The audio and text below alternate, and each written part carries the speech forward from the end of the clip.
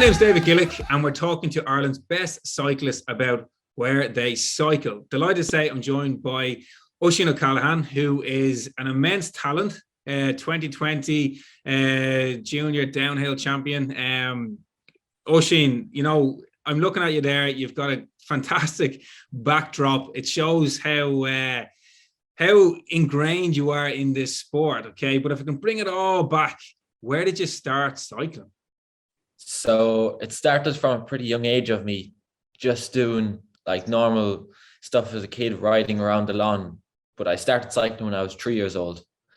And then with my dad opening a bike rental facility in the Ballyhowers, I was able to progress my skills there and learn the basic techniques I need to be able to take it to the next level. So I first started cycling really, or mountain biking in the Ballyhowers. When did you realize that you were good, or when did you realize that you were better than everybody else and maybe you could go places in this sport? I've just always kind of believed in myself that I wanted to be one day like the best.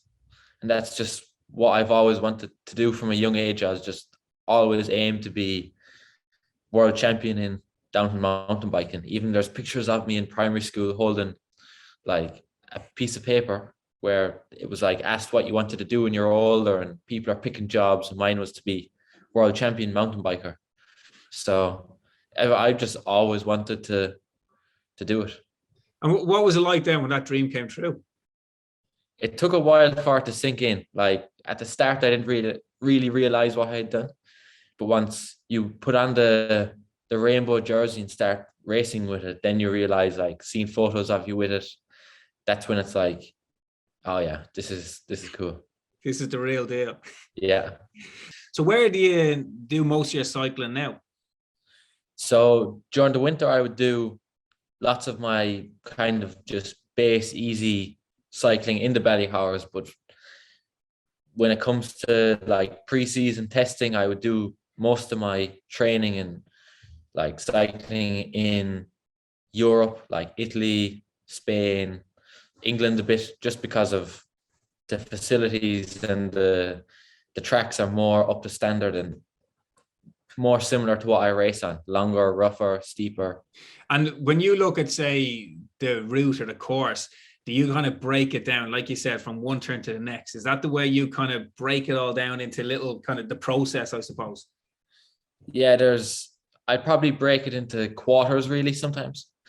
But lots of people ask, is it just like riding down as fast as you can? But on the track walk, it's a lot more intense than people think. Like, you're trying to pick spots, whether it's a tree or a pole or a rock in the ground, where your braking point is going to be. So you start braking at this like point into the turn. And then if there's a flat section coming up with an uphill, like a small little section, you need to be in the right gear. So you'll be on track walk. Like if there's a flat section, 500 meters, like further up the track in between two turns, I might put in a pedal stroke and change into a lighter gear. So I'm ready to go when I hit that little uphill. So you're always like thinking, I need this line, but you also need to think about your braking points and gear changes. So it's quite intense really when you're like, want to be the best. What other areas other than just the cycling are you working on? So there's quite a lot between hand-eye coordination stuff, which lots of Formula One drivers are doing like that. I've taken stuff from Formula One and took them myself to speed up hand-eye coordination and your reaction speed with the eyes and just peripheral vision, like so you can focus on the ground better. There's also a lot of breathing techniques I've been doing.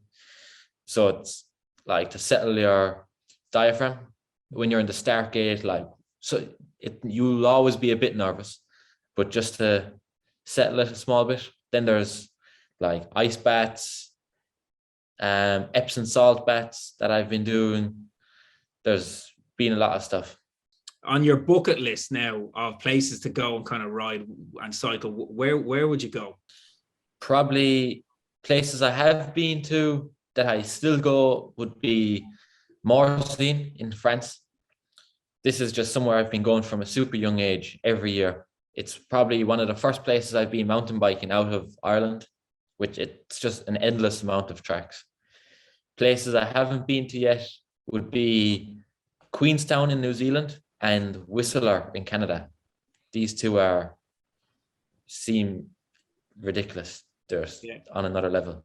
You get to see a bit of the world. And if closer to home, then I know Ballihora is a place close to your heart, but anywhere else around Ireland that you'd maybe like to go, or have you go back to, or whatever?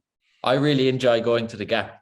It's probably the only place in Ireland that has a good jump line, like good sized jumps that are built well. It's just always good to go there and do some nice runs around, hit some jumps, because there's not many jumps in Ireland that you get to practice when you go away to Europe. There's quite a lot of big jumps, and it's good to practice in the Gap, just like getting used to being in the air again after not probably jumping at all winter, because I've got no jumps here.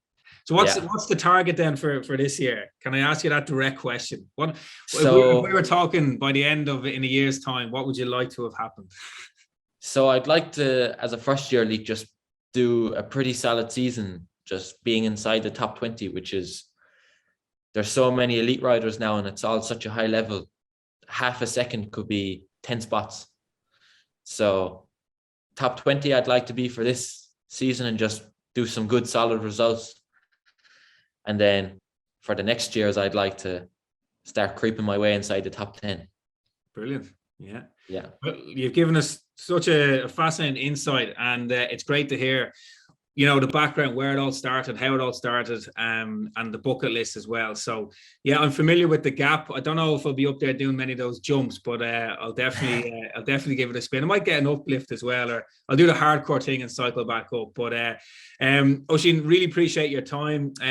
Thanks for having a chat with me today, and also thanks to everyone who has joined the cycle with Cycling Ireland in 2022. Thank you.